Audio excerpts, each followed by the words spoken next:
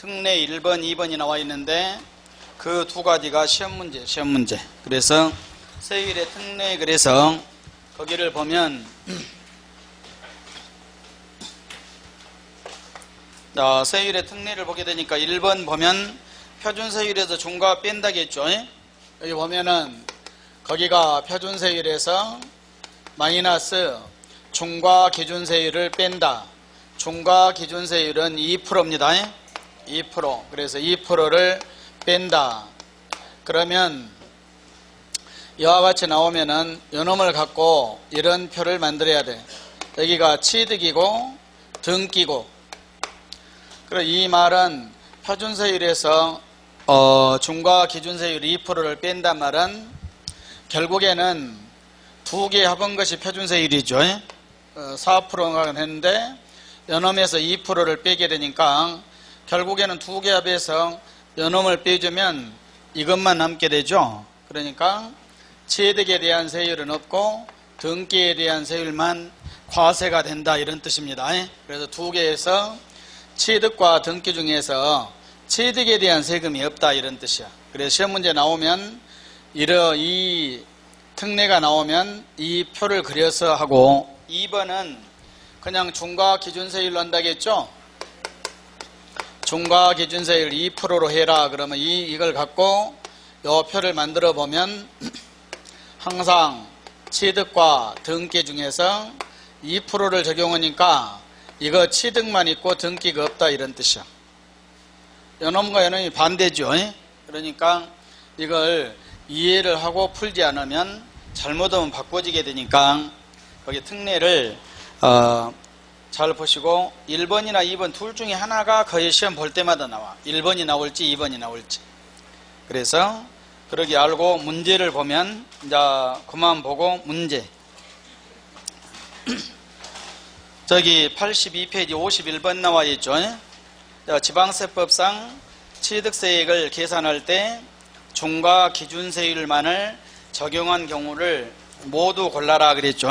그러게 나오면요, 중과 기준세율만 해당된다. 그러니까 저 세율을 보고 이와 같이 2%만 내고 등기에 대한 세금은 없다. 그러면 등기에 대한 세금이 없으니까 등기를 하지 않거나 이런 것들이 여기에 해당돼. 등기에 대한 세금이 없는 경우들. 1번에 보면 개수로 인하여 건축물 면적이 증가하는 경우 증가된 부분이다 나와 있죠. 건물을 고치고 수선했다. 그래서 면적이 증가했다겠죠. 여기에 보게 되면 개수, 건물을 고치고 수선하면 두 가지입니다. 거기처럼 면적 증가가 있는 경우와 면적 증가가 없는 경우가 나와. 여기를 보고 이해를 하셔야 돼. 건물을 고치고 수선했는데 면적이 증가했다. 그럼 아까 지문에서도 했죠. 면적이 증가하면 증가된 부분을 무엇으로 본다겠습니까? 원시취득을 적용한다겠죠. 그러게 하니까 두 개 다 세금을 내야 되는 거야, 이런 식으로. 그러니까 첫째는 여기 해당이 안 된다, 이 말이야. 여기 해당이 안 돼. 뭔 말인지 알았죠? 그러게 하고, 혹시 개수로 면적이 증가가 없다. 그러면 건물을 고치고 수선하고 면적이 증가가 안 되면 원시취득이 일단 아니죠. 그러면 등기를 무슨 등기를 한가 봐야 돼. 건물을 고치고 수선하면 등기를 합니까, 안 합니까? 건물을 고치고 등기한다, 안 한다? 안 하면 그냥 안 하니까 등기에 대한 세금이 없는 거예요. 또는 등기를 하더라도 변경 등기를 해. 변경 등기. 자, 변경 등기는 취득세를 안 냅니다. 변경 등기는 무슨 세금을 냅니까? 등록면허세를 내. 등록면허세. 또 다 잊어버리고 또 여기 보고 개정된 내용, 취득세에서 개정된 내용을 모르면 안 돼. 개정 전, 개정된 후, 옛날에는 부동산을 취득하면 취득세를 내고 등기할 때 등록세를 내고, 취득세 내고 등록세 내고 그랬죠. 등록세가 뭐냐면 등기를 할 때 무슨 등기냐면 취득에 관한 등기, 설정에 관한 등기, 변경에 관한 등기, 소멸에 관한 등기를 할 때 내는 세금이 등록세다, 이 말이에요. 그러게 하면 지금 개정이 어떻게 됐냐면 옛날에 취득세와 등록세 중 이 두 개가 합해져서 지금은 취득세로 내고, 그래서요 취득세 등록세에서 결국에는 요놈이 취득세고 요놈이 등록세다 이런 뜻입니다. 그래서 두 개를 더했고, 설정, 변경, 소멸은 이런 등기는 등록면허세로 내. 등록면허세. 그러니까 변경 등기는 무슨 세금을 낸다? 취득세는 안 내고 등록면허세를 낸 겁니다. 그런 식으로 해서 이해를 하시고, 그래서 1번은 개수로 면적이 증가했기 때문에 여기 특례에 해당이 안 돼. 면적 증가 없으면 해당됩니다. 니은에 보면 토지의 지목을 변경함으로써 가액이 증가했다 그랬죠. 여기에 보면은 방금 한 대로 지목 변경, 토지가 지목이 변경이 되면 무슨 등기? 힌트를 주면 토지가 지목이 바꿔졌다. 무슨 등기를 해야 됩니까? 변경 등기를 해야 돼. 그러니까 취득세에서는 등기에 대한 세금은 없다 이 말이에요. 알았습니까? 그래서 여기에 해당되는 거예요. 디귿에 보면은 법인 설립 후 유상 증자 시에 주식을 취득하여 과점 주주가 됐죠. 여기에 보면은 과점 주주가 되려면 주식을 사야 되죠. 과점 주주가 되려면 주식을 사야 돼. 오늘 주식을 샀다. 과점 주주가 됐다. 주식을 사면 주식은 등기 자산입니까? 아닙니까? 주식은 등기 자산 아닙니다. 뭔 말이냐면 부동산을 사면 등기해야 돼. 민법 시간에 배웠죠. 부동산은 등기해야 효력이 있는 거예요. 근데 주식은 등기 자산 아닙니다. 알았습니까? 주식은 등기하고 그런 것이 아니에요. 그러니까 과점 주주가 되면 등기에 대한 세금은 없는 것이다. 그러니까 취득에 대한 세금만 내면 돼. 그리고 상속으로 농지를 취득했다 그랬죠. 자, 상속으로 농지를 취득하면, 상속으로 농지를 취득했다 그러면 농지는 유상취득이죠. 그러니까 상속이죠. 농지를 취득하면 2.3%에서 두 개 다 세금을 내야 돼. 알았습니까? 그리고 항상 거기가 농지를 취득하면 상속으로 농지는 비과세입니까? 아닙니까? 비과세는 국가로부터 취득, 환매권 행사, 신탁, 임시건축물, 공동주택의 개수분이 없다고. 그러니까 농지를 상속받았다 비과세 없습니다. 그럼 세금을 다 내야 된 거예요. 과세. 그러니까 두 개 다 세금을 다 내야 돼. 그러니까 특례가 아니라 두 개 다 세금을 내야 되니까 해당이 안 된다 그랬죠. 그럼 여기에서 2%를 적용한 것으로 적용되는 것이 니은, 디귿 두 개죠. 알았습니까? 니은, 디귿. 그래서 답은 3번이 정답입니다. 이런 형태로 시험 문제가 시험 볼 때마다 나와. 그러니까 이걸 해결 못하면 안 돼. 그리고 52번에 보면 지방세법상 취득세 표준세율에서 중과기준세율을 뺀다겠죠. 시험 문제 나오면 빨리 거기 문제집에다가 이런 표를 만들어야 돼요. 표준세율에서 2%를 뺀다 그러면 T자로 만들어서 취득에 대한 세금 등기에서 2%를 빼니까 요놈이 없어지니까 취득에 대한 세금이 없고 등기에 대한 세금만 낸다. 그래서 이렇게 된 것을 찾아라 이 말이야. 여기서 아닌 것 찾아. 이제 여기 해당이 안 된 걸 찾아봐라. 1번 상속으로 인한 취득 중 1가구 1주택 그랬죠. 자, 1번은 암기해야 돼. 그냥 상속으로 1가구 1주택과 농지를 상속받은 경우죠. 농지를 상속받은 경우 이 두 가지는 옛날에 개정되기 전에 옛날에 취득세 등록세일 때 상속받은 경우 1가구 1주택과 자격농민이 농지를 상속받은 경우는 취득세는 비과세 등기에 대한 세금만 냈다. 옛날에 개정되기 전에. 그러니까 두 개가 합쳐져도 두 개가 합해서 취득세로만 내도 취득에 대한 세금은 없고 등기에 대한 세금만 낸다. 알았습니까? 그래서 1번은 외워야 돼. 상속으로 상속이 다 아닙니다. 1가구 1주택인 경우 자격농민이 농지를 상속받은 경우에만 여기 해당돼. 여러분들은 자격농민입니까? 아닙니까? 아니죠. 그러니까 농지를 상속받아도 특례에 해당이 안 돼. 여러분들은 농지를 상속받으면 자격농민이 아니니까 2.3% 다 내야 돼. 알았습니까? 혹시 여기서 자격농민, 농지연부를 가지고 있고 이런 사람이 농지를 상속받으면 특례에 해당돼서 0.3%만 낸다. 알았죠? 그런 이야기입니다. 그 다음에 2번에 공유물 분할로 인한 취득 그랬죠. 공동소유물을 분할했죠. 그래서 본인 지분대로 나눴다 그랬습니다. 여기에 보게 되면 공유물을 분할했다 그러면 공동소유물을 분할하면은 두 사람이 예를 들어서 공유로 취득했죠. 지분대로 나눴다 그러면 새로운 취득은 아니다 이 말이에요.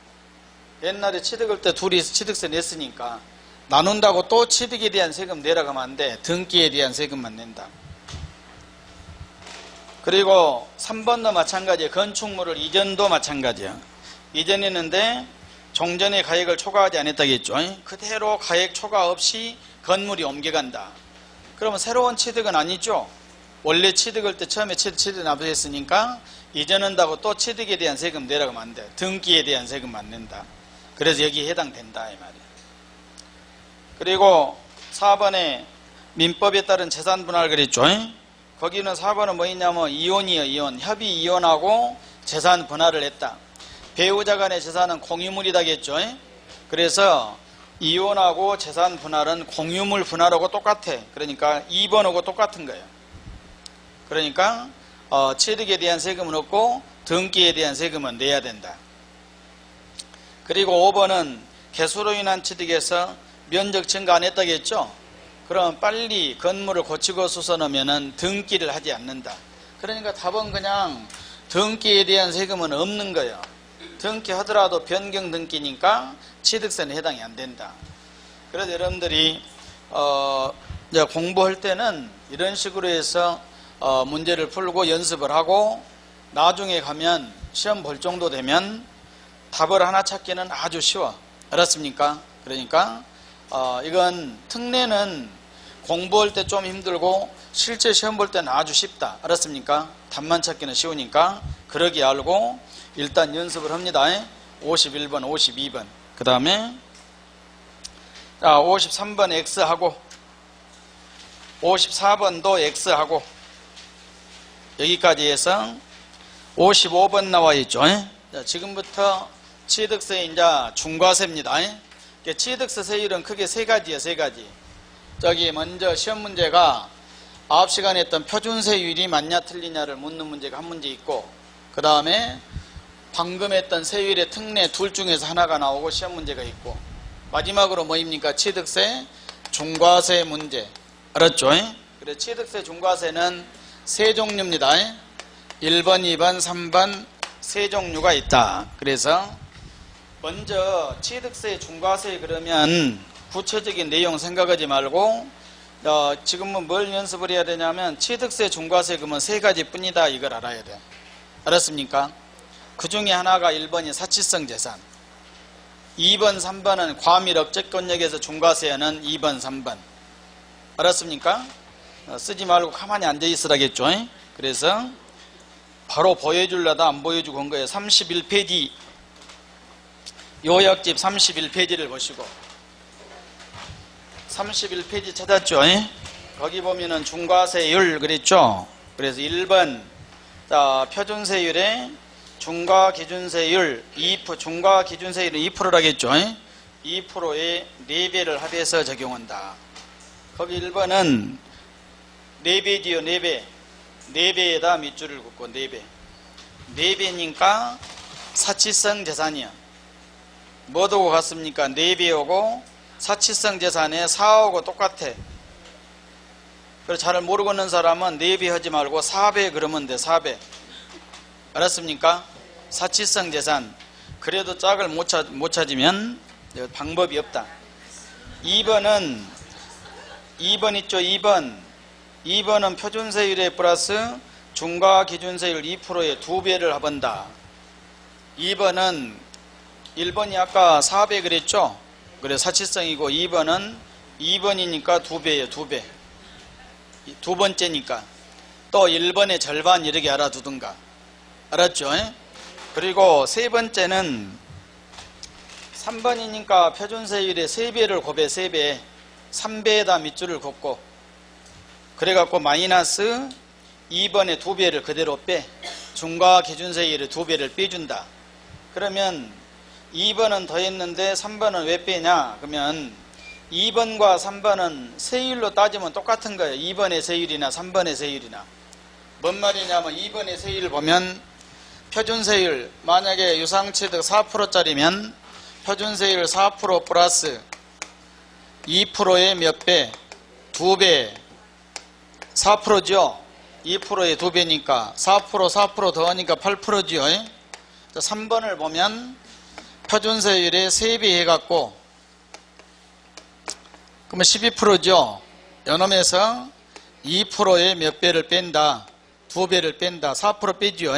12%에서 4% 빼면 도로 몇 프로? 8%. 그러니까 세율로만 보면 2번 중과세 두 번째나 세 번째나 똑같은 거예요. 세율로 보면 8% 똑같아. 어떤 걸 대입해도 다 똑같이 나온다. 그런데 우리는 이제 그러니까 수학적으로 보면 똑같은 거예요. 2번 3번이. 그런데 우리는 우리 세법은 수학이 아니니까 과정을 중요시해요. 과정. 그래서 2번하고 3번은 다르다 이 말이에요. 그러니까 빨리 3번은 2번하고 세율이 똑같아지려면 3배에서 4%를 빼야 맞죠. 그래서 거기서 힌트를 얻어서 3번은 표준세율의 3배 해갖고 2%의 2배를 뺀다. 그래서 취득세 중과세는 이제 그만 보시고 1번은 사치성 재산 4배를 더해준 것이고 2번은 2배를 더해준 것이고 3번은 2배를 빼준 것이고 이제 알았죠? 그래서 1번 사치성 재산에서 사치성 재산의 종류를 암기를 해야 되고 그리고 2번 3번이 있는데 2번이나 3번은 여러분들은 똑같다고 보면 돼. 2번 3번이 알았습니까? 2번부터 보면 2번의 중과세는 과밀 억제권역이에요. 과밀 억제권역. 그래서 하나가 공장을 신설하거나 증설을 하거나 공장 신설 증설이죠. 그리고 하나가 과밀 억제권역에서 법인이에요. 법인이 본점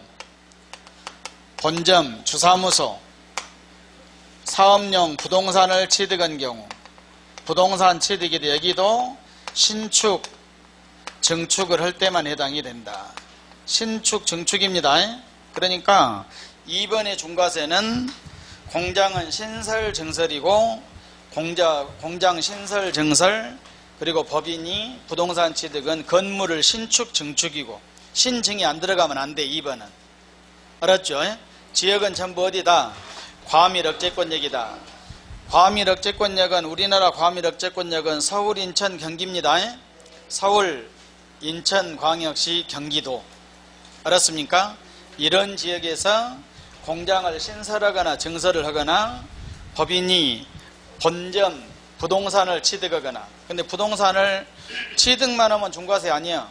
그 부동산에다 뭐 돼야 됩니까? 신축 증축을 할 때만 중과세다. 그러니까 2번은 전부 신증이 들어가야 돼. 알았죠? 그리고 3번은 여러분들은 그냥 이렇게 알아두면 돼. 3번은 시험 문제 거의 나오지 않아. 알았습니까? 그리고 3번은 2번하고 똑같다 이렇게 알고 있으면 돼. 그냥 여기도 지역이 전부 다 어디입니까? 과밀 억제권역입니다. 그래서 똑같다. 그리고 거기 이거 요약집에서 네 번째 칸 찾았습니까? 취득세 중과세는 이런 것도 있습니다. 2번과 3번이 동시에 적용되는 경우도 있어. 여기 보면 2번, 3번 여기 보면 2번, 3번 예를 들어서 과밀 억제권역에서 공장을 신설하거나 증설을 하면 2번도 되고 3번도 되죠. 양쪽에 중복된다. 그러면 이 중복되면 어떻게 해야 되냐? 그러면 표준세율에다가 세배로 그냥 해갖고 적용을 해야 돼. 세율이 더 높아져. 중복되면. 알았습니까? 근데 외울 필요는 없다 이 말이야.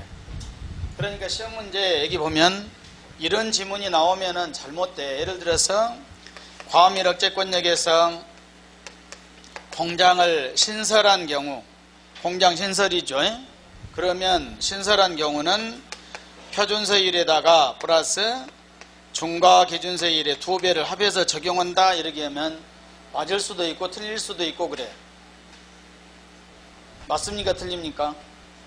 과밀 억제권역에서 공장 신설한 경우 그 세율은 표준세율에 플러스 중과기준 2배를 합해서 적용한다 그러면 맞다 틀리다?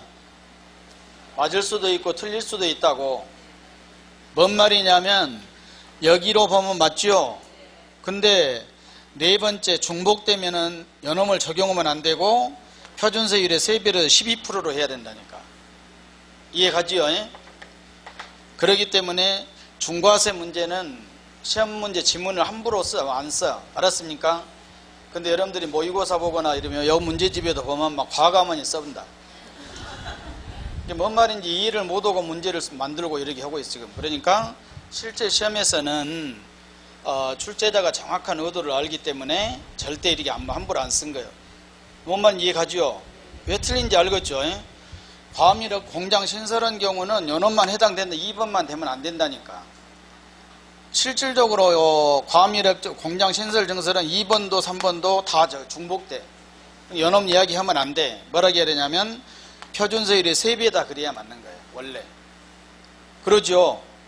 서울에서 공장 신설했어. 그러면은 2번도 되고 3번도 되죠. 그러니까 2번이나 3번을 이야기하면 안 되고 새로운 세율, 표준세율의 3배로 중과세한다 이렇게 써야 맞다 이 말이에요. 알았습니까? 그래서 뭔 말인지 모르겠으면 중복되면 세율이 달라지거나 이렇게만 알면 돼. 또 네 번째 또 있어. 5번째. 거기 1과 3이 동시에 적용된 경우는 표준세율의 3배에다가 중과기준세율의 2배를 합한다. 그럼 표준세율의 3배면 12%죠. 12%에다가 4%가 더해지니까 16%가 되는 거예요. 더 많아져 버려. 여기 보면 이제 그만 보고요. 설명 잘 듣고 해라고 지금 내가 이것만 해라 그러면 여러분들이 궁금하니까 알려준 거야. 사치성 재산을 취득한 경우는 만약에 사치성 재산을 취득했는데 1번 지역이 또 되고 3번도 중과세 되면 양쪽에 중복되면 어떻게 해야 되냐. 요 1번으로 이야기하면 안 돼. 1번은 뭐냐면 표준세율에다가 4배를 더한다 그랬죠. 그러게 하면 틀린 거예요. 어떻게 해야 되냐.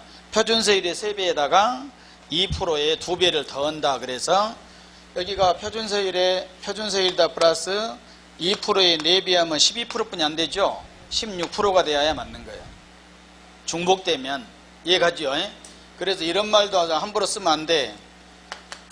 사치성 재산을 취득하면 표준세율에다가 플러스 중과기준세율의 4배를 합해서 적용한다. 이렇게 딱 단정하고 지문에도 함부로 쓰면 안 된다 이 말이에요. 중복이 안 되어야 맞는 거예요. 중복되면 이렇게 쓰면 틀리죠. 중복되면 어떻게 써야 돼 또.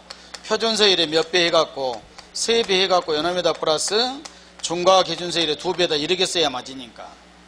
뭔 말인지 이해가죠? 그러니까 그러자 문제풀이 할 때 내가 그걸 알려줄 테니까 보시고. 그래서 시험 문제를 중과세는 시험 문제 많이 나오면 한 문제, 적게 나오면 안 나오거나, 그리고 주로 시험 문제는 1번의 사치성 재산의 내용 갖고 주로 나와. 알았죠? 그래서 이제 그만 이제 놔두고 문제를 한번 보시고. 그래서 이제 문제 지문 보고 제가 설명을 적용을 해드릴 테니 보시고. 84페이지 55번 나와 있죠? 시험 문제 그래서 여러 개 주로 나온다 이 말이에요. 다음은 취득세에서 중과세되는 중과세되는 사치성 재산이다. 틀린 거 찾아봐라 이렇게 나와. 막 사치성 재산이니까 표준세율에다가 4배를 합해서 적용한다 이런 말 안 나온다 이 말이에요. 이해가지요? 그냥 사치성 재산이다. 틀린 거 찾아라 그러면 아무 하자가 없죠. 문제가 뭐 중복되든 어쩌든 중과세되는 사치성 재산이다. 그래서 1번에 보면은 골프장입니다. 자, 먼저 사치성 재산 5가지죠. 골프장은 사치성 재산이죠. 자, 사치성 재산 골프장은 해원제 골프장입니다. 거기다 해원제에다 밑줄 긋고. 그래서 골프장은 2종류, 해원제가 있고 대중 골프장이 있고. 그래갖고 구분 등록이 되는 토지와 건축물, 토지상의 임목까지 중과세를 한다. 그래서 거기다가 임목에다 밑줄을 그어놓고. 그러니까 골프장에 나무 있죠. 이런 것까지 다 중과세다. 그래서 1번은 간단히 사치성 재산의 골프장은 해원제 골프장을 말하고 그 해원제 골프장의 토지 건축물은 물론이고 거기에 있는 임목까지 중과세를 한다. 2번 다가구 주택은 여러 가구가 독립하여 거주할 수 있도록 구획된 부분을 각각 1구의 주택으로 보아 고급주택 해당 여부를 판단해야 한다 그랬죠. 다가구 주택에 밑줄을 긋고 다가구 주택은 먼저 이렇게 구분을 항상 하셔야 돼. 지방세에서는 공동주택으로, 국세에서는 단독주택으로 봐. 알았죠? 다 먼저 그것부터 해야 돼. 다가구 주택은 지방세는 공동주택으로 적용하고 국세에서는 무엇으로 적용한다? 단독주택으로. 뭔 말이냐면 내가 다가구 주택을 하나 갖고 있다. 그러면 국세에 가면 양도소득세나 여기 가면 전체를 한 개로 봐. 1주택으로 계산하고. 그리고 지방세에서는 각각을 하나로 보니까 여러 개로 본다. 이해가죠? 그러면 거기가 고급주택을 판정을 할 때 다가구 주택은 무엇으로 적용합니까? 공동주택으로 적용한다. 이 말이에요. 각각을 하나로. 전체를 한꺼번에 하나로 적용하면 안 됩니다. 그래서 맞고 3번에 고급주택을 취득한 날로부터 30일에 밑줄을 긋고 상속은 상속 개시일이 속하는 날은 말일부터 6개월, 외국에 주소를 둔 경우는 9개월 이내, 고급주택이 아닌 용도로 사용하기 위해서 용도 변경 공사에 착공한 경우는 고급주택으로 보지 않는다 그랬죠. 3번은 맞습니다. 30일 잘 봐야 돼. 그러니까 고급주택을 취득해 갖고 30일 안에 다른 용도로 사용하면 주택이 아닌 용도로 사용하면 고급주택이 아니다. 주택이 아닌 것으로 사용했으니까. 4번에 보면은 고급주택 등 사치성 건축물에 부속된 토지의 경계가 명백하지 아니할 때는 바닥 면적의 5배가 아니라 몇 배입니까? 10배까지를 부수 토지로 본다겠죠. 그래서 전체가 그냥 10배에 10배. 그래서 틀렸고 경계가 명백하지 않을 때는 10배. 5번의 고급 선박이란 비업무용 자가용 선박으로 시가표준의 3억을 초과하는 선박이다 그랬죠. 고급 선박은 숫자 못 외워도 돼. 알았습니까? 부동산 아니니까. 그래서 사치성 재산 5가지 중에서 고급 선박은 종류만 알면 되고 별장, 골프장, 고급 오락장, 고급 주택 4가지는 정확히 규정을 알아야 되고. 알았죠? 고급 선박은 외우고 그럴 필요는 없다. 원래 고급 선박 우리 시험에 안 나와야 돼. 그 다음에 56번 X하고 57번 X하고 58번으로 가게 되니까 취득세 중과세 대상인 별장이다 그랬죠. 틀린 걸 찾아라. 별장. 주거용 건축물로 상시 주거용으로 사용하지 아니하고 휴양, 비서, 놀이 등의 용도로 사용하는 건축물과 부속 토지를 별장이라고 한다. 맞죠? 그래서 항상 별장은 거기다가 1번 주거용 건축물 거기다 밑줄 긋고 별장은 주거용 건축물입니다. 별장은 주거용 건축물이다. 그런데 상시 주거용으로 사용을 안 하죠. 주거용 건축물인데 주거용으로 사용하지 않고 휴양, 피서, 놀이 등의 용도로 사용한 별장이다.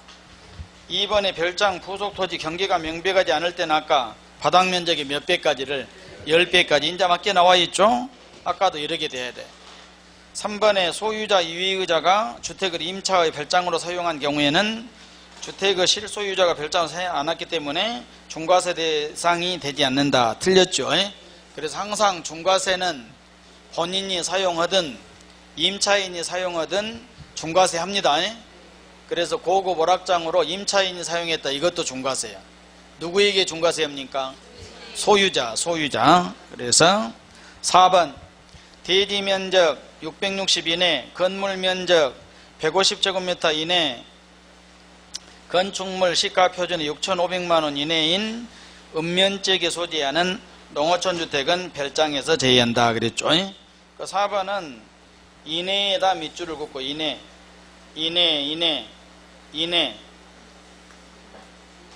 했습니까? 그래서 농어촌 주택은 별장에서 제외를 해준다. 그러면 규모가 커야 된다, 적어야 된다? 적어야 된다. 이렇게만 알면 됩니다. 그 660 이내, 150 이내, 6,500만 원 이내 이것까지 외운 사람은 떨어지는 연습을 하는 거예요. 지금 머리가 안 복잡하니까 복잡하니 만들고 있다. 그럼 나중에 가면 이제 필요 없는 것을 외우면 나중에 가서 공부 못 하는 거예요. 전 과목 외가고 쓸데없는 거 외우면 절대 안 돼. 알았죠? 그러니까 꼭 외우라고 한 것 외에는 절대 외우면 안 된다 이 말이에요. 이것만 하나만 외우면 괜찮아요. 근데 연호 외우고 전호 외우고 전 과목 외우면 나중에는 모든 거에 결국에는 공부를. 그러니까 시험 문제는 절대 그렇게 나오지 않는다. 뭔만 알면 되냐? 농어촌 주택은 별장에서 제외를 해주겠다. 근데 규모가 커야 된다, 적어야 된다. 적은 것을 제외를 해준다 그러죠. 5번에 읍면적이라도 도시지역, 허가구역, 투기지역, 관광단지는 별장이 된다 그랬죠. 그래서 5번도 농어촌 주택이요. 농어촌 주택이 토지거리 허가구역에 있다, 도시지역에 있다, 투기지역에 있다, 관광단지가 있으면 별장으로 봅니다. 그래서 5번은 그런 것이고 중과세 한다 그렇게 된 거예요. 이 지역에 있으면. 알았습니까? 그 다음에 59번은 X, 60번으로 가게 되니까 다음은 취득세 과세 대상 중 표준세율과 중과기준세율의 100분의 400을 하반세율을 적용하는 중과세 대상인 고급주택의 요건을 설명한 것이다. 틀린 것은 그랬죠. 그래서 100분의 400이니까 4배지요. 4배. 4배가 적용되는 고급주택이다. 틀린 걸 찾아라. 이렇게 말하면 맞아. 우리 국어를 잘 봐야 돼. 문제가 표준세율과 중과기준세율이 100분의 400을 적용하는 고급주택이다. 틀린 거 찾아봐라. 이렇게 말하면 맞다 이 말이야. 근데 이렇게 하면 틀렸또. 고급주택은 표준세율 플러스 중과기준 4배다 이렇게 하면 틀려. 뭔 말인지 알았습니까? 그래서 왜 중복된 경우도 있으니까 그렇게 이야기하면 안 돼. 아직도 뭔 말인지 모르면 놔두고 또 1번 1구의 건물의 연면적 그랬죠. 주차장 면적을 제외하고 331을 초과하는 것으로 자 331은 몇 평입니까? 약 100평이죠. 662는 200평 그래서 100평을 초과하고 건물가액이 9천만 원을 초과하고 주택의 시가표준액이 6억 원을 초과하면 고급주택이다. 맞죠? 그래서 1번은 건물 면적. 자, 고급주택의 기준은 고급주택의 기준 4가지지요. 4가지. 고급주택의 기준 4가지. 너무 착실하게 전체를 다 하려고 하면 안 돼. 고급주택 그러면 4가지가 있다. 이것부터 먼저 공부를 한다. 알았죠? 세부적인 내용 이제 그만해야 돼. 세부적인 내용 막 하다가 자기가 공부를 지금 막 하고 있는데 뭐든지도 잘 모르고 거의 잘못하면 세법인지 공시법인지도 모르고 이런 수가 있어. 여러분들은 공부한 기간이 짧기 때문에 그럴 수가 있다. 그러니까 먼저 지금부터 한 것은 고급주택 그러면 취득세에서 고급주택은 사치성 재산이다. 구분하는 걸 그렇게 해야. 그리고 고급주택은 4가지가 있다. 4가지인데 단독주택이 3가지고 공동주택이 몇 개다? 하나. 이렇게 해서 단독주택이 3개야. 단독주택 1번이 뭐입니까? 건물 면적이고 2번이 토지 면적이고 3번이 시설이고 이렇게. 알았죠? 건물 면적 몇 평? 요 1번 몇 평? 100평. 2번 200평. 이렇게 그냥 쓰면 돼. 알았죠? 1번 건물 100평, 2번 토지 200평 그래. 항상 건물이 1번이고 토지가 2번이고 건물이 위에 있습니까? 아래에 있습니까? 위에 1번이고 토지가 아래 2번이고. 알았습니까? 그래서 1번이 건물이고 2번이 토지고. 그래서 있는 순서대로 되어 있고 1번은 100평이고 2번은 200평. 건물은 100평. 331이 100평이고 662가 200평이고 그러니까 100평을 초과해야 된다. 그리고 건물가에 9천만 원, 주택의 시가표준액 6억 초과. 알았죠? 그래서 1번은 2개를 한꺼번에 해놓은 거예요. 2개를 합해서. 건물은 얼마 초과해야 되고 100평을 초과하고 토지는 200평을 초과하고 건물가에 공통적으로 9천만 원 초과죠. 그래서 1번은 그래서 맞다 이 말. 1번은 건물 면적입니다. 2번은 뭐입니까? 대지지요, 대지. 그러니까 토지 662 맞죠? 건물가에 9천만 원 초과하고 주택의 시가표준액이 6억을 초과하고 그래서 순서대로 1번 건물 면적, 2번은 토지 면적, 3번은 1구 공동주택의 연면적. 공동주택 나와 있죠? 공동주택은 항상 전용면적 기준입니다. 법에서는 전용면적으로 공용면적을 제외하니까 245, 복층형은 274 맞고, 그리고 초과는 주택의 시가표준액이 6억을 초과해야 되고, 그러니까 공동주택은 면적과 6억을 초과해야 돼. 면적은 얼마냐? 245, 복층형은 274입니다. 복층 알죠? 두 개 층을 하나로 쓴 사람은 274 기준이고, 공동주택 하나만 쓴 사람은, 한 층만 쓴 사람은 245. 그래서 맞고. 4번 1구 건축물 엘리베이터지요. 소형 엘리베이터 제외하고 토지다 그랬죠. 여기서 시설이에요. 시설. 여기 나와 있는 시설은 엘리베이터 하나 따로 해야 돼. 에스컬레이터, 수영장 이렇게 나눠야 된다. 엘리베이터는 6억을 초과해야 된다. 에스컬레이터, 수영장은 주택의 시가표준에 관계가 없어. 알았죠? 그래서 4번은 엘리베이터니까 엘리베이터가 설치되고 단독주택이고 그 다음에 주택의 시가표준액이 얼마를 초과해야 된다. 6억을 초과가 나와야 돼. 4번은. 그래서 법의 기준으로 보면 4번이 틀렸다 이 말이에요. 6억을 초과해야 되니까. 엘리베이터만 있으면 안 됩니다. 그리고 5번 1구 건축물의 에스컬레이터 풀장은 6억 초과 안 해도 되지요. 그래서 5번은 맞고 4번이 틀리고 이렇게 된 거예요. 그래서 뭐라고 전체를 외우고 다닐 수 없으니까 1번은 건물, 2번은 토지 그러게 하고 1번, 2번은 요건이 3개예요. 3개. 면적, 그리고 주택가액, 그 다음에 주택의 시가표준액.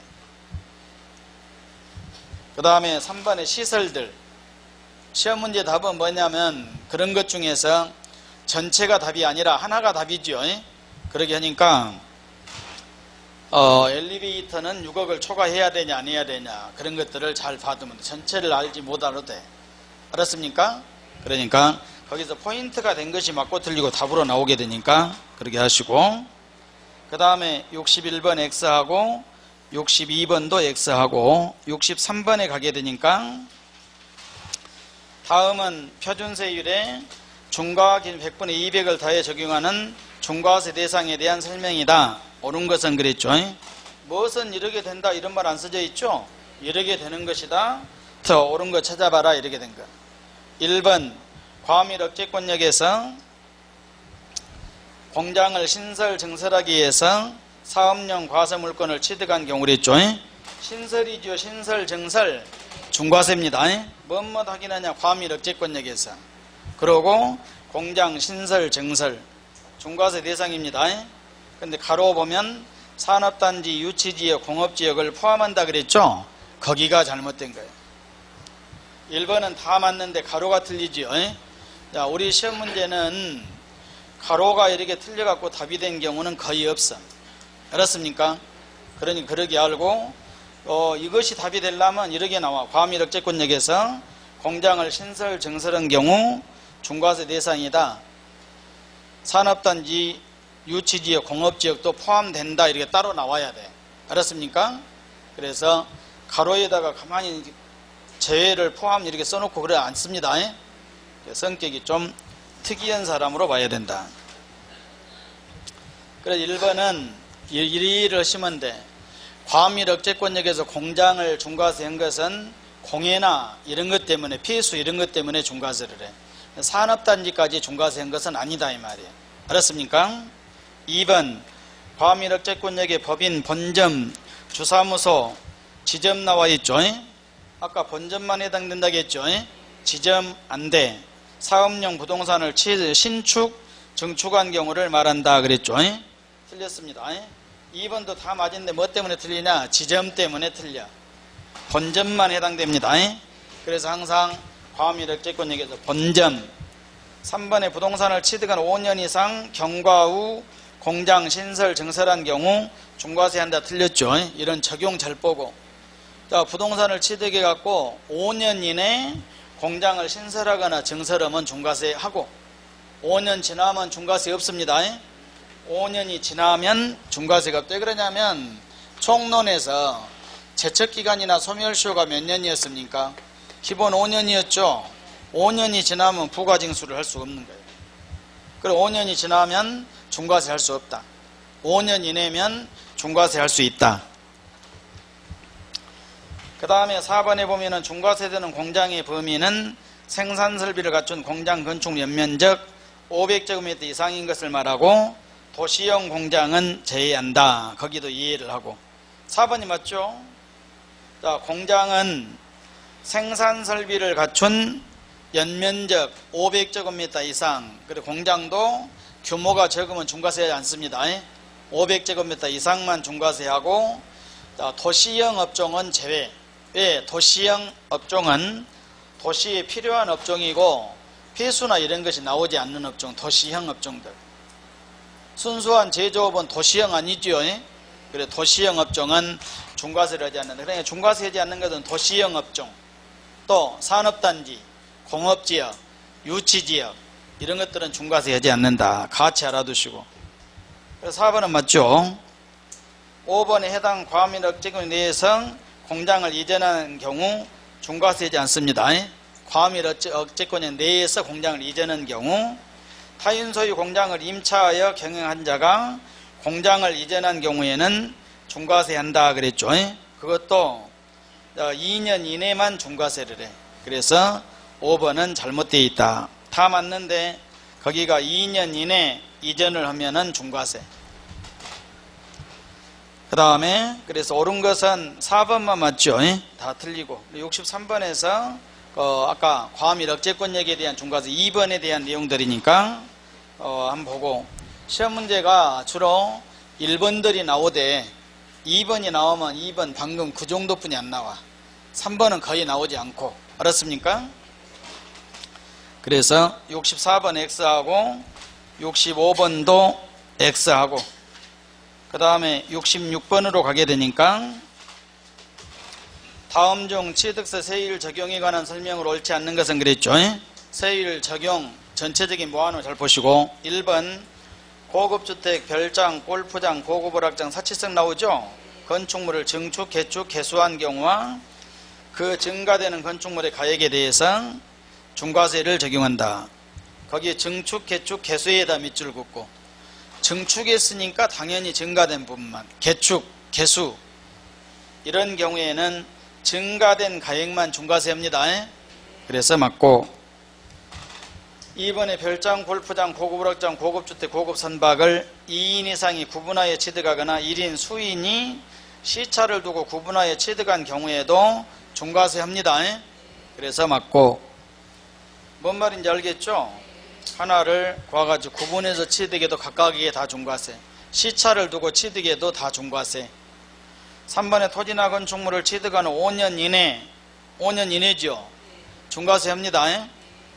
부동산이 중과세에 해당하게 된 경우는 증가한 가액에 대해서 중과세율을 적용한다. 그래서 틀렸죠. 5년 이내면 중과세를 하되 증가한 가액 때문에 틀려.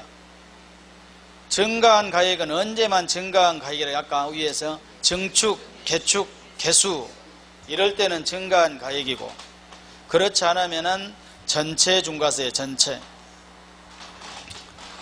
4번에 과밀억제권역에서 공장 신설 증설의 경우 사업용 과세물권 소유자와 공장을 신설 증설한 자가 다를 때는 그 사업용 과세물권 소유자가 공장을 신설 증설한 것으로 보아 중과세한다. 맞지요?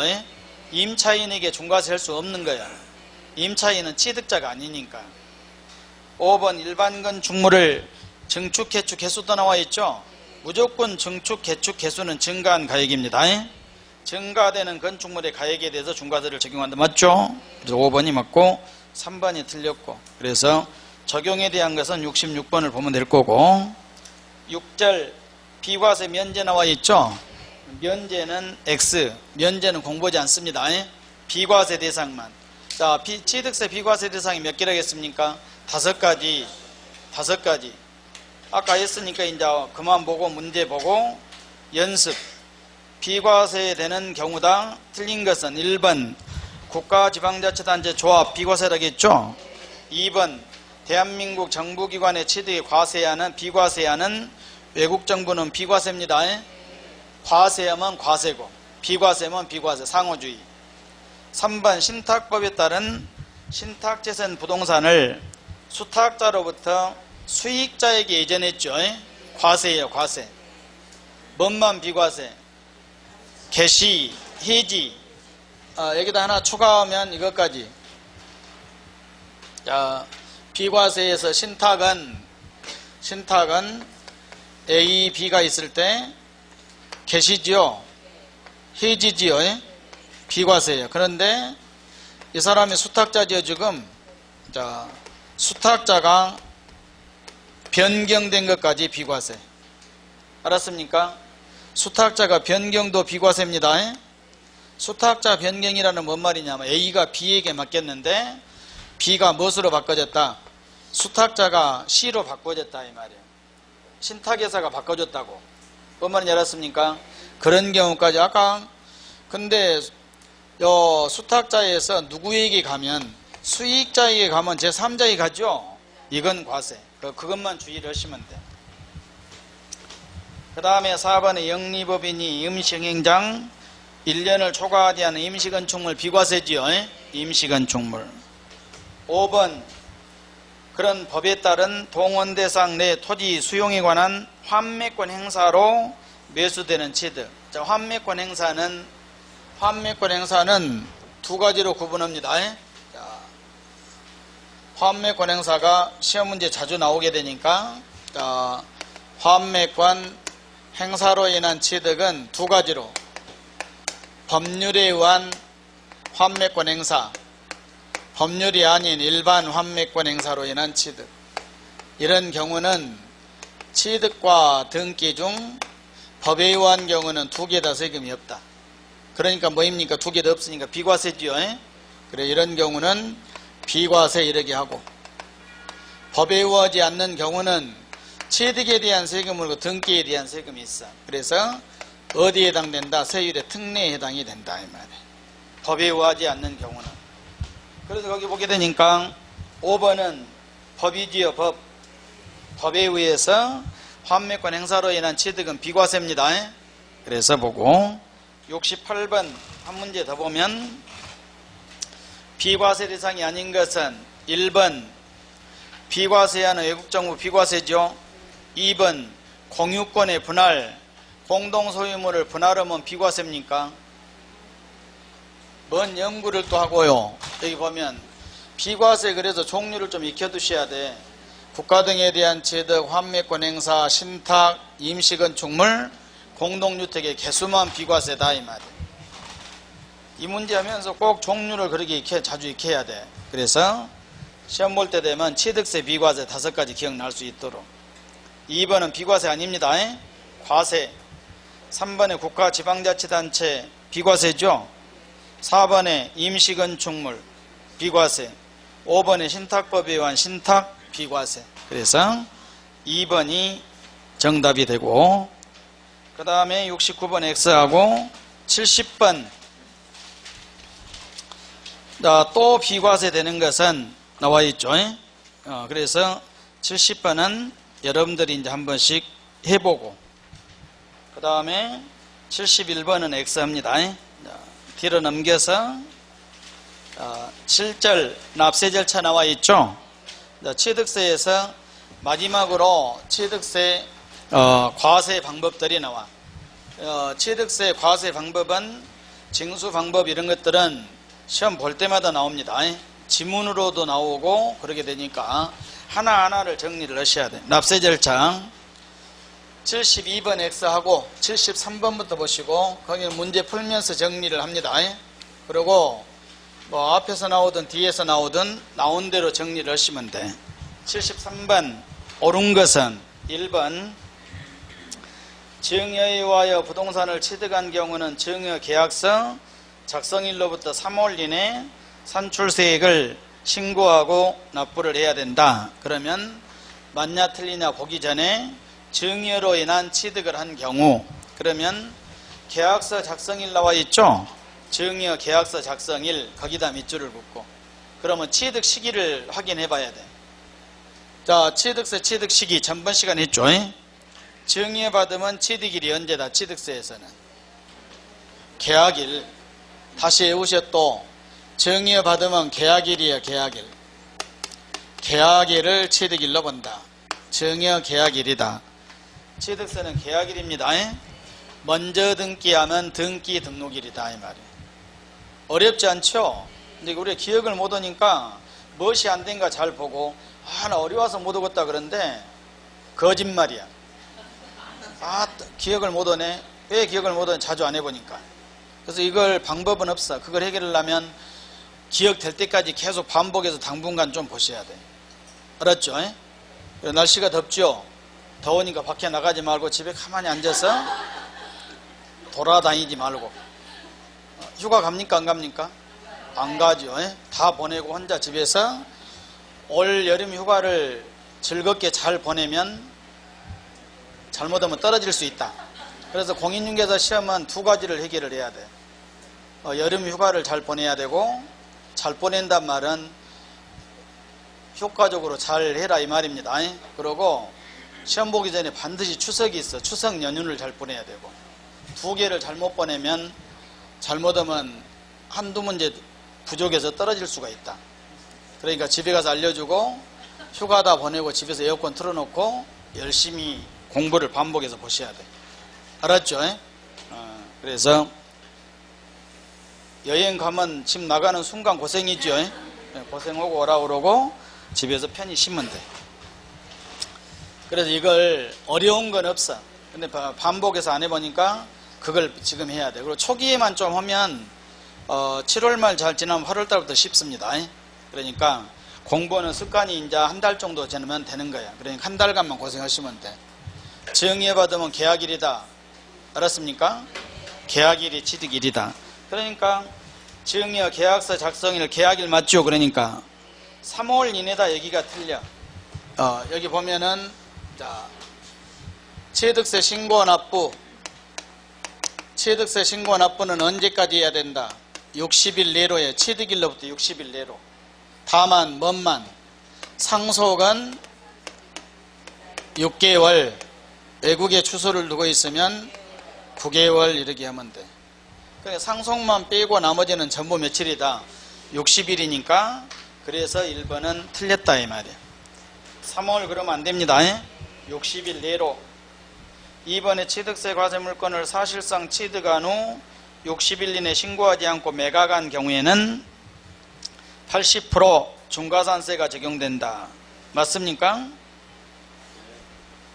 틀렸죠? 60일 이내 밑줄 긋고.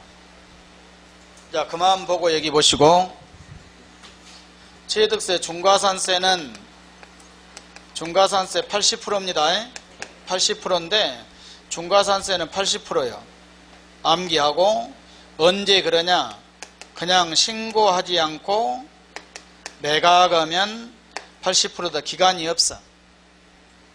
알았습니까? 신고하지 않고 매각하면 80%다. 60일 이내가 틀립니다. 그 다음에 3번에 보면 상속에 의하여 부동산을 취득한 경우는 상속인이 국내 주소를 둔 자와 국외에 있는 경우에는 상속인 모두 상속 개시일이 속하는 말일부터 9개월 이내에 신고하고 납부를. 틀렸죠? 그래서 국내 주소를 두고 있는 경우 국외하고 다르다 이 말이에요. 알았습니까? 그래서 잘못되어 있고, 거기는 상속인입니까? 피상속인입니까? 국내 주소를 둔 자와 상속인이 국내 주소를 두고 있죠. 국외 주소를 둔 자가 있는 경우에는 상속인 모두 상속 개시일이 속하는 말일부터 9개월 이내 신고하고 납부를 해야 된다. 그래서 거기는 9개월 이내는 맞죠? 9개월 이내인데 거기가 아까 뭐냐면 자, 뭔 말인지 잘 모르겠죠? 요약집을 보시고 취득세 신고납부 잘 보셔야 돼. 거기를 보고 36페이지 찾았죠? 거기 1번 60일 이내죠? 2번 보고 2번 상속 찾았습니까? 36페이지 상속 개시일은 초과한다는 말일부터 실종은 부터 6개월입니다. 납세자가 외국에 주소를 둔 경우는 몇 개월이다? 9개월이다 이 말이에요. 납세자가 알았습니까? 그래서 상속인이 국내 주소를 두고 있으면 얼마로 해야 되고 6개월로 해야 되고 9개면 9개월이죠. 근데 거기는 전부 다 뭐라겠습니까? 9개월이다. 그래서 잘못된 거예요. 알았습니까? 그래서 국내 9개 나눠야 됩니다. 4번에 보게 되면 취득세 과세물건을 취득한 후에 해당 과세물건이 중과세 대상이 된 때는 중과세 대상이 된 날로부터 60일 이내 해당 중과세율을 적용 산출한 세액에서 이미 납부한 세액을 빼고 신고하고 납부를 해야 된다. 4번은 추가신고죠. 4번은 추가신고. 추가신고는 60일입니까? 30일입니까? 30일입니다. 30일이에요. 그래서 60일이 아니라 틀렸다 이 말이에요. 60일이어서 틀려. 며칠 내로 해야 됩니까? 30일 내로. 그리고 가로 가산세를 포함한다겠죠? 가산세. 가산세를 포함한다 얘기도 잘못된 거예요. 알았습니까? 가산세를 포함한다 얘기도 틀려. 그래서 여기 보면 취득세는 며칠 내로 신고 납부해야 된다. 60일 내로 해야 된다. 그런데 추가신고 잘 봐야 돼. 추가신고는 며칠 내로 해야 된다. 30일 내로 해야 된다. 추가신고가 뭐냐면 비과세가 다시 뭐이 됐을 때, 과세가 됐을 때, 일반 과세가 중과세 대상이 된 경우 전부 다 며칠 내로 신고해야 된다. 30일 내입니다. 그래서 4번은 60일이 잘못되어 있고 거기 가로도 틀려. 가로 가산세를 포함한다겠죠? 거기도 잘못되어 있고 5번에 보면은 취득세 신고기한까지 신고하지 아니한 자는 신고기한 만료일로부터 1개월이 경과하지 아니한 경우로 해당 취득세를 보통징수 방법으로 부과 고지 받기 전까지 기한 후 신고를 할 수 있다 그랬죠. 그래서 5번은 맞는 것처럼 보이죠. 잘못되어 있습니다. 자, 5번은 기한 후 신고. 자, 기한 후 신고는 제목을 잘 보고 신고기간 지나고 신고한 거죠. 기한 후 신고는 언제 할 수 있다? 통지 전에 할 수 있다. 알았습니까? 요 통지가 뭐냐면 고지서예요. 고지서. 고지서가 교부되기 전에 할 수 있습니다. 그러니까 신고기간 지나고 고지서가 교부되기 전에는 할 수 있다. 그리고 1개월 내로 하면 1개월 내로 신고를 기한 후 신고를 하게 되면 신고 불성실 가산세를 100분의 50%를 경감을 해준다 이 말이에요. 1개월 내에 해야 되는 것이 아니라 5번은 뭐라고 써져 있습니까? 1개월 이내에 한다고 나와 있죠. 1개월이 경과하지 아니한 경우로 취득세를 보통징수 방법 부과 고지 받기 전까지 기한 후 신고를 할 수 있다 그랬죠. 1개월 전까지 할 수 있는 것이 아니라 할 수 있는 거예요. 그냥 2개월 돼도 할 수 있어. 다만 뭔만 다르냐면 신고 불성실 가산세를 100분의 50을 경감을 받으려면 언제까지 해야 된다? 1개월 내로 해야 됩니다. 그래서 1개월 지나고 6개월 내로 오면은 감면이 좀 틀려져. 뭔 말인지 알았죠? 저기까지만 암기. 그래서 5번도 잘못되어 있고 여기는 옳은 것이 없습니다. 그래서 3번도 거기 답은 몇 번으로 나와 있습니까? 3번 나와 있죠? 3번도 잘못된 거예요. 그래서 납세자가 외국에 주소를 둔 경우는 몇 개월로 해야 되고 9개월이고 그렇지 않으면 6개월입니다. 74번에 보면 상속으로 인한 취득으로 상속 개시일이 2017년 4월 15일이고 신고기한으로 옳은 것은 그랬죠. 상속으로 취득을 했을 때 납세자는 국내에 주소를 둔 것으로 한다고 했죠.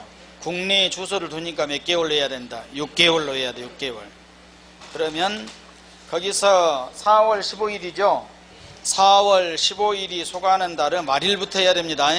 그러니까 4월 30일부터 잘 보고 15일부터 하면 안 돼. 4월 30일부터 6개월이니까 5월, 6월, 7월, 8월, 9월, 10월 31일까지. 그래서 답은 2번이죠. 시험 문제 나오면 15일부터 하면 안 됩니다. 국내 주소를 두고 있으니까 6개월 내로, 외국에 주소를 두고 있으면 9개월 내로 해야 된다. 그래서 있고 뒤로 넘겨서 75번 X, 76번 X하고 77번을 보면 거의 배운 거니까 찾아서 봅니다. 납세 절차 면세점이다. 틀린 거 찾아라. 1번 취득세는 과세 물건을 취득한 날로부터 60일, 상속은 제외하고 과세표준과세액을 취득 물건 소재지 관할 특별시 광역시 도에 신고하고 납부를 해야 된다. 60일 내로 신고하고 납부를 해야 된다. 맞죠? 먼저 등기를 안 하면 상속은 제외했으니까 맞아. 그래서 1번은 취득한 날로부터 60일 이내 신고하고 납부를 해야 된다. 거기 취득 물건 소재지에다 밑줄 긋고 납세지는 물건 소재지입니다. 지방세는 물건 소재지, 국세는 뭐라겠습니까? 주소지. 시험 문제 나오면 물건 소재지 잘 확인을 해야 돼. 그리고 취득세는 도세라겠죠? 도세니까 도특별시, 광역시 그래야 된다. 알았죠? 2번에 보면은 취득세 과세 물건을 취득한 후에 해당 물건이 중과세율 적용 대상이 된 경우, 그럼 빨리 추가 신고다 이걸 알아야 돼. 처음에 취득한 후에 중과세 대상이 됐죠? 그 일반과세가 중과세 대상이 됐다. 며칠 내로 신고 납부해야 된다. 30일 내입니다. 그래서 맞고 3번에 취득세 비과세 면제였는데 다시 부과 대상이 됐다. 추가 신고지 이것도. 그러니까 60일이 아니라 며칠로? 30일. 그래서 2번, 3번이 추가 신고예요. 그러니까 처음에 할 때는 60일 내지만 추가 신고는 30일입니다. 2번, 3번 잘 보시고 이걸 자꾸 연습을 해야 돼요. 연습을. 4번에 보면은 취득가액 연부금 총액으로 판단한다겠죠. 50만원인 경우에는 면세점을 적용한다. 맞죠?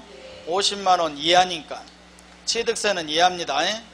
재산세는 미만이고 순서대로 하면 돼. 순서대로.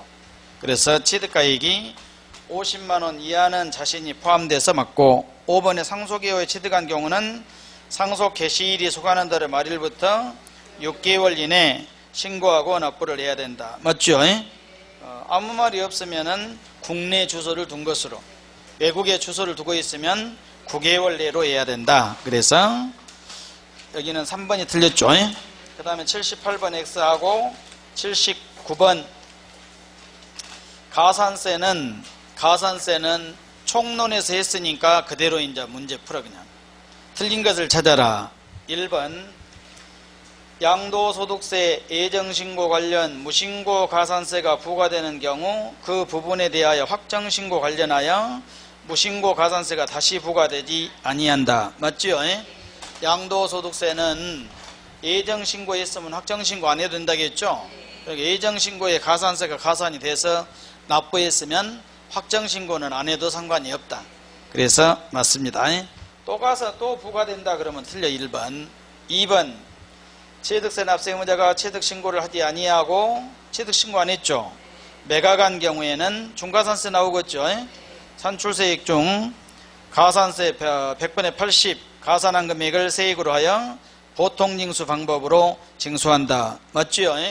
그래서 중과산세는 기간 상관없이 신고하지 않고 매각하면 80%다. 신고하지 않고 매각한 경우죠. 3번에 취득세 납세 의무가 있는 법인이 장부 등의 작성과 보존 의무를 이행하지 아니한 경우 산출세액의 100분의 10에 상당하는 가산세가 부과된다. 3번의 가산세는 10% 맞습니다. 그래서 가산세를 추가로 한 가지 더 알아놔야 돼. 법인이 장부 작성을 안 했다, 보존을 하지 않았다, 그러면 10%입니다. 10%. 4번에 등록면허서 신고 의무를 다하지 아니한 경우 산출세액을 등록을 하기 전까지 납부했을 때는 신고기한 이내에 신고하고 납부한 것으로 본다. 무신고 가산세 없다겠죠? 그래서 4번은 이해를 하면 되고, 등록면허세를 신고 안 하고 납부했다. 그러면 신고하고 납부한 것으로 봐준다 이 말이죠. 5번 법정 신고기한까지 산출세액을 신고한 경우로 신고해야 될 산출세액보다 적게 신고, 과소신고죠. 그런 경우는 10%입니다. 산출세액의 100분의, 거기가 또 산출세액이 아니라 뭐입니까? 과소신고세액의 100분의 10이다 그래야 돼. 알았습니까? 그래서 과소신고에 따른 가산세를 부과한다. 다 맞은데 어디가 틀립니까? 산출세액이 틀려. 산출세액의 전체의 10%가 아니라 과소신고세액의 10%. 알았죠? 적게 신고한 겁니다. 그래서 5번도 다 맞는데 산출세액만 틀리다. 그러니까 실제 시험에서는 그렇게 장난은 안 하니까 우리 시험 수준은 아니야. 뭔 말인지 알았죠? 그러니까 당연히 뭔 말이냐면, 만약에 세금이 100만 원이다. 무신고 그러면 산출세액이 100만 원이면 100만 원 전액의 무신고만 전체가 20% 적용하면 되고, 근데 100만 원인데 여기서 80만 원을 신고를 했다. 그럼 80만 원은 신고하고 납부를 했죠. 그럼 과소신고가 얼마입니까? 20만 원이니까 요놈에 대한 것만 적용한다 이 말. 이해가죠? 근데 산출세액 전액이라는 뜻이니까 잘못되어 있다 이 말. 그 다음에 뒤로 넘겨서 거기 80번 X하고 80번 한번 보시고, 80번 국내에 거주하는 개인이 국내에 소지하는 주택을 취득한 경우 취득세에 대한 설명이다. 틀린 것은 주택입니다. 그런데 고급주택은 아니라고 나와 있죠. 일반주택이다. 납세지는 주택소재지다. 맞습니까? 지방세는 물건소재지. 맞습니다. 상속받은 경우로 상속 개시일이 3월 20일이라면 신고기한은 9월 30일이다. 적용해 봐야 되죠. 그러면 3월 31일부터 4월, 5월, 6월, 7월, 8월, 9월 30일 맞죠? 여기도 거주자로 보니까. 그 다음에 3번에 유상승계취득의 주택가액이 9억 원인 경우 잘 보시고, 9억이면 100분의 30이다. 맞습니까? 100분의 20 그래야 돼. 정확히 적용해야 됩니다. 1%, 2%, 3% 대 6억 이하 1%, 9억 이하 2%. 9억이면 9억 이하다 이 말이에요. 그러니까 2% 그래야 돼. 9억을 초과해야 100분의 30이죠. 3번은 잘못되어 있다. 4번에 주택을 건축하는 경우로 취득가격 중 100분의 90이 넘는 가격이 법인장부에 입증된 경우는 법인장부로 증명된 금액 등을 과세 표준으로 한다. 그래서 4번은 등으로 써놨죠. 등으로. 그러니까 맞는 것으로 봐주셔야 돼. 4번은 잘 봐둡니다.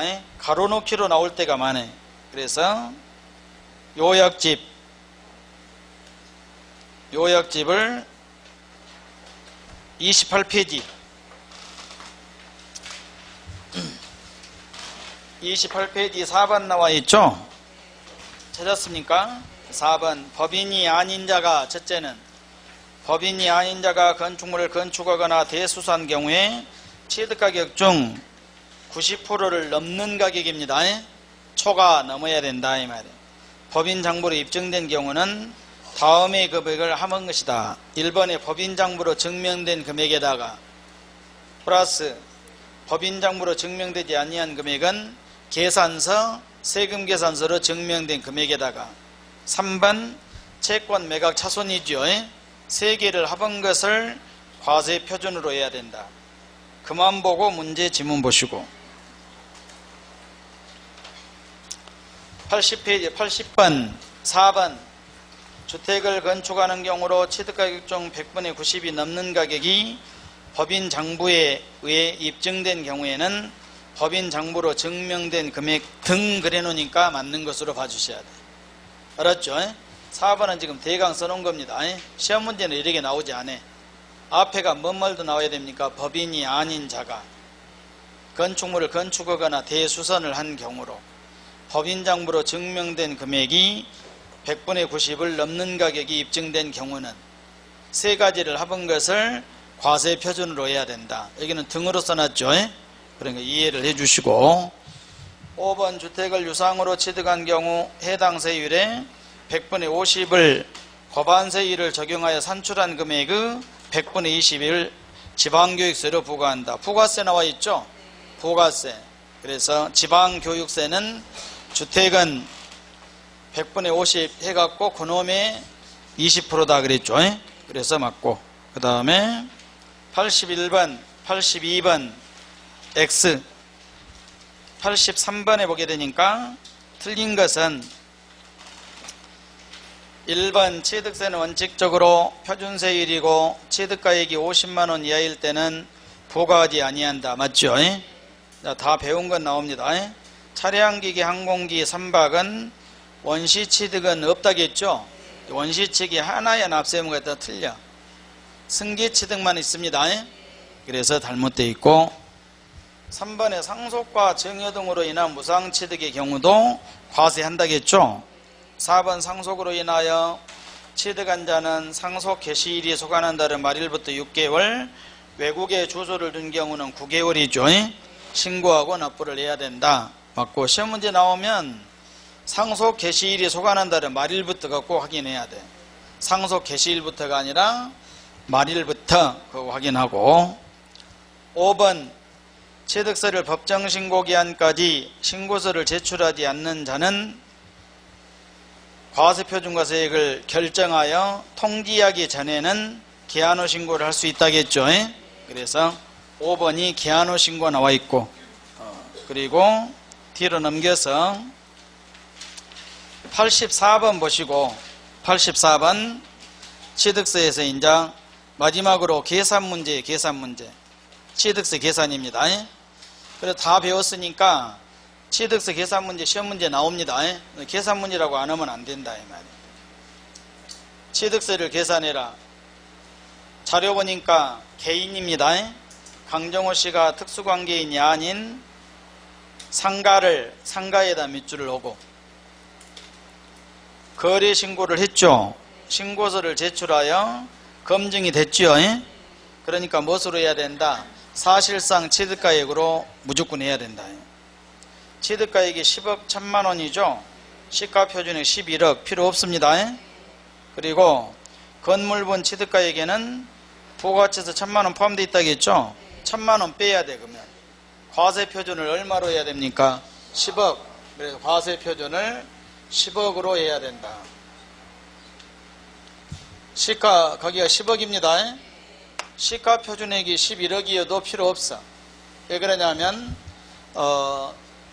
과세표준에서 아까 6번이에요. 6번 거래신고하고 검증이 되면 시가표준액에 관계없이 무엇으로 해야 된다? 사실상 취득가액으로 해요. 사실상 취득가액은 10억으로 봐야 되니까. 그리고 과세표준은 부가가치세 제외했고 곱하기 상가는 몇 프로? 4%. 상가 4%지요. 4%. 그러면 10억 곱하기 4% 하니까 얼마? 4천만 원입니다. 취득세만 4천만 원이요. 그러면 취득세는 4천만 원인데 이 문제는 여기에 부가세까지 다 문제에서 그런 말은 안 써져 있죠. 그럼 여기는 답은 4천만 원 이렇게 해야 맞는 거예요. 그 다음에 이제 시험 문제가 나오면 뭐라고 나오냐면 지금 이 사람의 의도는 취득세와 그에 대한 부가세까지 합하면 얼마냐 이런 말이죠. 그래서 시험 문제 나오면 부가세까지 물어봅니다.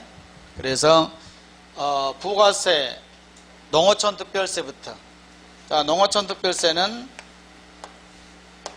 10억 애운대로 하시면 돼.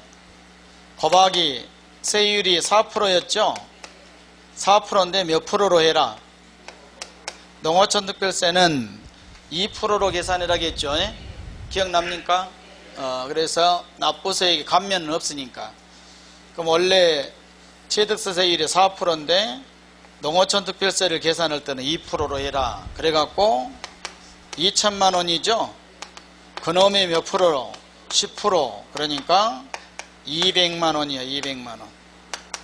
농어촌 특별세가 200만 원. 지방교육세입니다. 주택 아니죠. 지금 상가니까 그대로 해주시면 돼.